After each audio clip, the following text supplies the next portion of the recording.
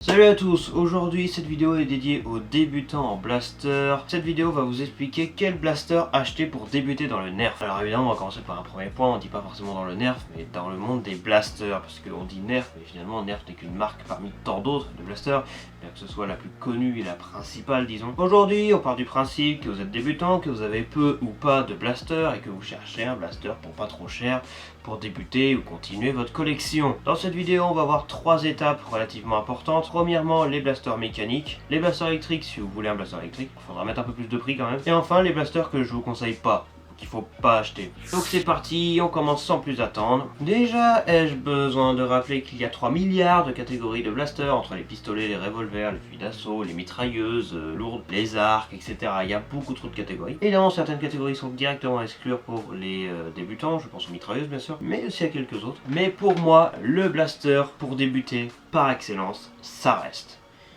le Nerf Elite Strong Arm, le fameux revolver ultra connu de Nerf. Tellement connu qu'il a beau avoir 10 ans, eh ben il est revenu le con. Sans blague, je l'ai revu dans un magasin très récemment. Sur Amazon vous pouvez le trouver à même pas 15 €, dans plein de couleurs différentes en plus, exclusivité Amazon. Et pour moi le plus beau ça reste l'original, enfin du moins ça c'est le XD, l'original il est bleu. Le Strong Arm c'est un revolver à 6 coups, ultra connu. Le blaster de débutant par excellence mais qui peut aussi très bien convenir à des experts. Donc les avantages de ce blaster c'est que le nombre de munitions peut être relativement suffisant pour un revolver. La puissance est quand même très correcte sur ce blaster, pour pas dire plus que correct. En termes de précision c'est assez correct également, mais bon on tire des fléchettes élites standard. Je vais pas parler des autres types de fléchettes élites qui existent, parce qu'il n'y a pas que Nerf. Mais même avec de la standard, le Strong Arm est relativement précis. Le seul défaut que je pourrais lui mettre, étant moi-même mon tout premier blaster, et j'en ai eu deux, je pense pouvoir certifier ça, le problème du Strong Arm c'est sa fiabilité avec le temps. Je parle pas ici de mois mais surtout d'années. Effectivement, au bout de quelques années, le Strong Arm commencera sérieusement à douiller et à ne plus fonctionner du tout à un moment. Le plus gros problème avec le Strong Arm c'est la glissière de réarmement. Les crochets qui attrapent le piston pour réarmer le blaster sont très fragiles et finissent toujours par péter à un moment ou à un autre. C'est pour ça d'ailleurs que je vous déconseille fortement, mais on y reviendra à la fin de la vidéo, le Disruptor qui pour moi est une horreur absolue. Une sorte de réédition du Strong Arm mais en beaucoup plus fragile à mes yeux. La glissière est absolument catastrophique, j'en ai eu 3 ou 4, je sais même plus tellement j'en ai eu. Et c'est de la merde. Donc voilà, ne comptez pas utiliser ce blaster tout le temps, 24h/24 durant des années, car au bout d'un moment il faudra faire attention. À part ça, le Strong Arm est un excellent blaster, que je ne peux que conseiller. La puissance est vraiment très correcte et pour débuter je pense que c'est clairement le grand classique. Si vous voulez un petit peu plus récent, parce que c'est vrai que le Strong Arm est un vieux blaster dans le fond, vous avez une sorte d'équivalent plus récent et plus évolué, le Commander. Après pour les débutants ça peut très bien le faire comme pas trop le faire, c'est-à-dire que tel quel c'est vraiment un très bon blaster, mais si vous cherchez à personnaliser à l'avant, à l'arrière, etc., là ça devient tout de suite plus complexe. Donc tel quel le Commander est vraiment aussi très bon pour les débutants, bonne puissance également. Dans la globalité, plus solide que le Strong Arm avec le temps, du moins ce blaster est sorti en 2020 donc il n'a que 2 ans, peut-être qu'au bout de 7-8 ans comme le Strong Arm, ça commencera sérieusement à douiller. Un Strong Arm, si vous l'utilisez absolument tout le temps et que vous n'utilisez jamais d'autres blasters, au bout de même pas un an, vous verrez déjà qu'il a salement vieilli. Ah oui, c'est du plastique les gars. Pour ce qui est du Commander, vous pouvez aussi rencontrer un problème de fiabilité par rapport au ressort de la glissière. Ça m'est déjà arrivé qu'il lâche. Et le problème, c'est que le démontage du Commander est quasiment impossible. J'en ai fait une vidéo, n'hésitez pas à aller voir.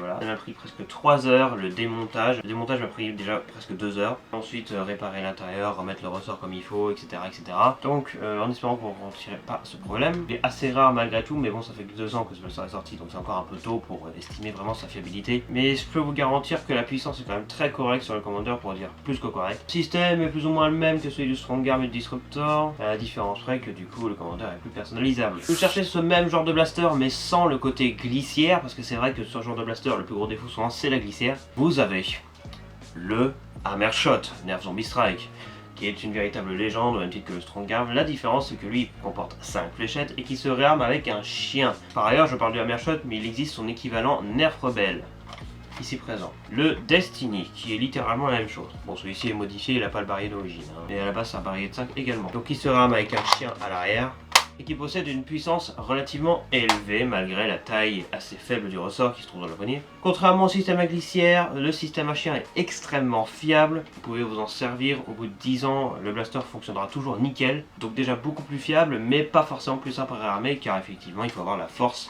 de réarmer le chien. Alors d'origine ça ne serait pas trop compliqué, mais si vous allez potentiellement modifier le blaster, ça sera déjà beaucoup plus dur. Si vous voulez un peu plus récent, parce que pareil le Hammershot et ce blaster ils sont assez anciens, alors évidemment ancien ne veut pas dire mauvais, mais si vous cherchez à aller dans le plus récent, il existe une grosse amélioration de Hammershot qui est sortie très récemment, tellement récemment que je l'ai même pas encore testé sur ma chaîne YouTube. Le Trail Blazer, un Hammershot un peu plus long, inspiré en quelque sorte des mods que certaines personnes faisaient sur le Hammershot. Il rallongeait le canon, puis augmentait la capacité dans le barillet. Nerf ont décidé de créer un blaster entier ressemblant à cela. C'est donc un Hammershot plus long mais avec 8 fléchettes à l'intérieur. Donc si vous voulez un peu plus gros et avec plus de fléchettes, et entre nous plus stylé, mais ça c'est mon avis, le Trail Blazer sera très bien l'affaire. Ici on est dans la gamme Elite, donc c'est assez classique de trouver. Mais comme c'est un blaster très récent, il faudra potentiellement y mettre le prix. Quoique de ce que j'ai vu, il ne serait pas très cher. Donc voilà, vous avez votre choix. Pour les revolvers qui sont de moi le meilleur choix à faire pour commencer dans le nerf, soyons sincères. À glissière, ça sera plus Strong Arm ou Commander si vous souhaitez plus récent. Et si vous voulez plutôt un chien, vous aurez plus de fiabilité. Je dis pas que c'est mieux, hein, mais qu'il y a plus de fiabilité. Le Hammershot et le Trail Blazer.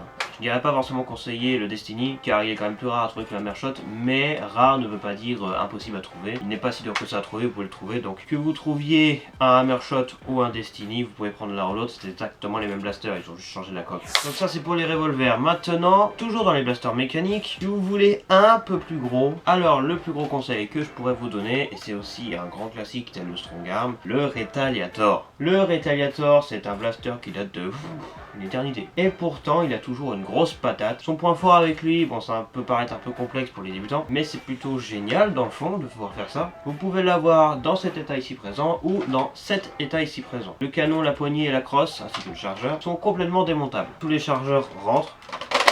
Dans le même style, vous avez un qui défonce la tendance. Il s'agit ni plus ni moins que du légendaire Alpha Trooper, qui pourtant est moins présent que le Retaliator. Techniquement, ce blaster est parfait. Fusil à pompe, chargeur sur le dessous, puissance correcte, plus réédition assez récente, l'Aq Trooper, qui lui contient des accessoires en plus, une crosse énorme, copier-coller de chez Worker, ainsi qu'un chargeur plus gros de 25 fléchettes. Encore une fois, le porte-chargeur toujours le même.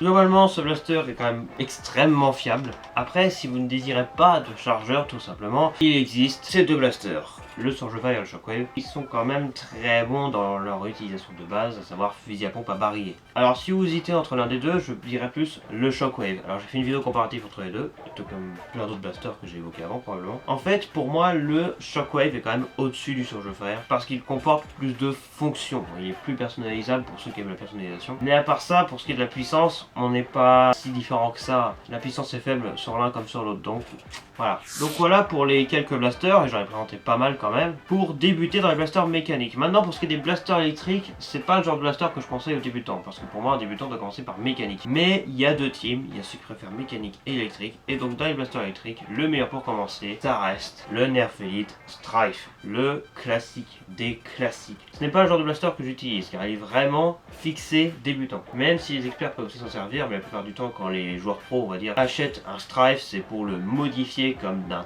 taré et en faire des trucs de con. Je dis con dans le sens où c'est beaucoup trop puissant. Le Strife c'est probablement le blaster le plus modifié de l'histoire de Nerf. Et à part ça, le Strife ça reste à l'origine un blaster plus fixé pour les débutants. Il est absolument classique. Au niveau de la puissance, c'est à des années-lumière d'être le meilleur, mais ça reste très abordable. Il nous fournit qu'avec un petit chargeur de 6, donc il va falloir essayer de vous choper des chargeurs plus grands. Le chargeur de 18 probablement le chargeur le plus utilisé avec.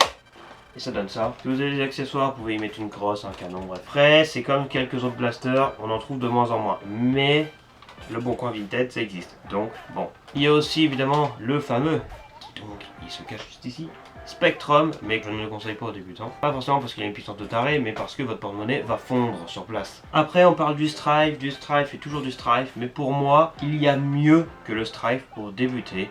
C'est le Flight. Le Flight, c'est littéralement un Strife en moins cher, en moins qualitatif également, mais la qualité reste quand même largement suffisante pour faire beaucoup de choses avec. Il faudra juste faire attention si vous émettez un gros chargeur. Les chargeurs ne rentrent pas en entier dans ce blaster. Donc si vous émettez un chargeur trop gros et que vous secouez comme un taré, il va tomber. Ou même le 18, hein, il peut largement faire l'affaire là-dedans. Franchement ça passe, mais les tambours, non. Ce qui est assez impressionnant, c'est que bien qu'il soit dans la gamme Alpha Strike, une gamme l'équivalent de Echo Plus mais chez Nerf en fait, eh bien croyez-y ou non, mais le Flight est plus puissant que le Strife, et je déconne pas. Pour la simple et bonne raison qu'ils ont mis à l'intérieur des moteurs de Demolisher.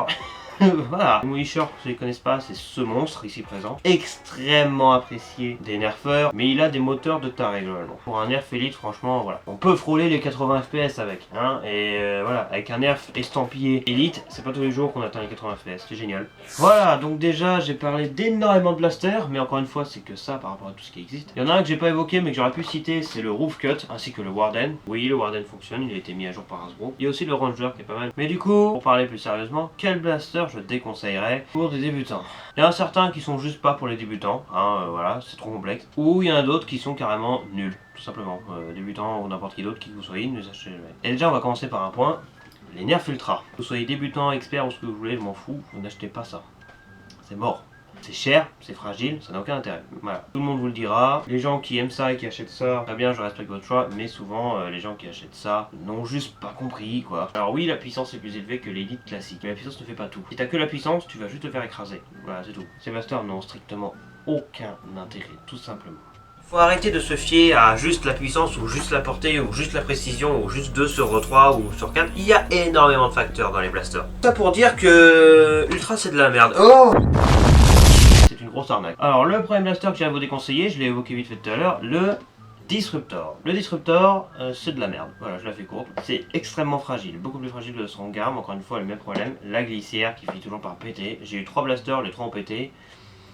À un moment donné, il faut pas se foutre de la gueule du monde. Très similaire au Strongarm, mais plus fragile que le Strongarm. Achetez un Strongarm, tout simplement. Ensuite, l'Hyperfire. L'Hyperfire est trop instable pour un débutant. Alors un débutant peut commencer par lui, évidemment. Moi-même, c'est mon premier nerf électrique. Donc voilà, mais j'ai déjà eu d'autres blasters avant. Le problème de l'Hyperfire, c'est qu'il est incontrôlable si tu sais pas gérer un blaster. Si tu restes à plusieurs détente, ça va tirer très vite, 5, même 6 jets par seconde, pour pas dire 7. L'Hyperfire tire vraiment trop vite. Semi-automatique est quasiment impossible. Ne venez pas pleurer quand vous verrez votre chargeur de 25 vide au bout de même pas 3 secondes. D'autres blasters que je ne conseillerais pas pour les débutants, certains diront mais ici ça peut faire le taf, moi je vais te dire mais non, c'est des blasters de secours. À aucun moment ça peut faire office de blaster principal, je parle des blasters monocoup.